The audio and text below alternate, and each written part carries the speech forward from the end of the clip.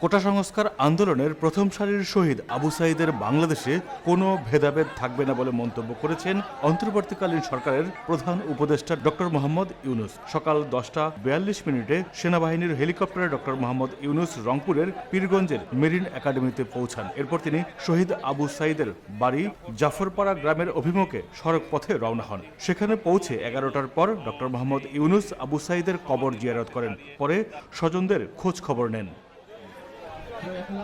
জিয়ারত শেষে সাংবাদিকদের সাথে আলাপকালে ডক্টর ইউনূস বলেন, এটা এক বাংলাদেশ, দুই বাংলাদেশ নয়, এটা আবু সাঈদের বাংলাদেশ। আবু সাঈদের বাংলাদেশে কোনো ভেদাভেদ নেই, থাকবেও না। তাই যে যেখানেই আছেন আবু সাঈদের মা বাবা ভাই বোনদের বা যারা যেখানে আছেন তাদের রক্ষা করবেন। তার কারণে আজকে দ্বিতীয় বিজয়ের কথা বলছি, যে কারণে রংপুরের থেকে সারা বাংলাদেশের মানুষ সালাম দিচ্ছে, সারা পৃথিবী রংপুরকে সম্মান করছে। এরকম প্রতিবাদী যুবক এখানে কিভাবে আমরা বলছি যে আমরা মহাকাব্য করি, মহাকাব্যের নায়ক নায়িকাদের কাহিনী করি। আবু সাঈদ এই মহাকাব্যের নায়ক। ডক্টর মোহাম্মদ ইউনূস বলেন, আবু সাঈদ এখন ঘরে ঘরে, জাতি ধর্ম নির্বিশেষে সে সবারই সন্তান। কোথাও যেন আর কোনো গোলযোগ না হয় সেদিকে খেয়াল রাখতে বলেন তিনি। আমরা বর্বরতার চূড়ান্তে গিয়ে পড়ছি। এই বর্বরতা থেকে মুক্তি পাওয়ার জন্য কি উপায় সেটা জানার জন্য রংপুর এসেছি।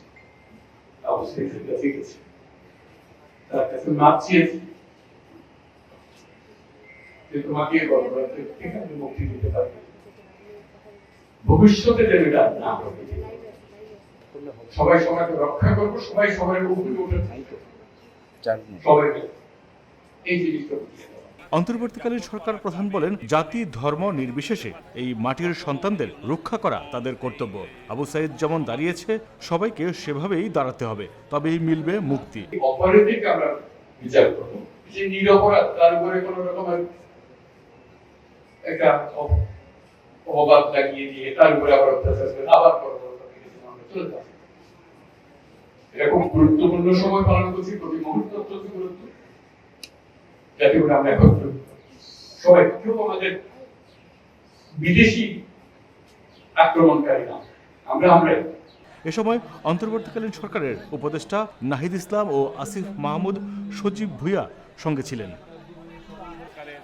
কয়েকজন উপদেষ্টা এবং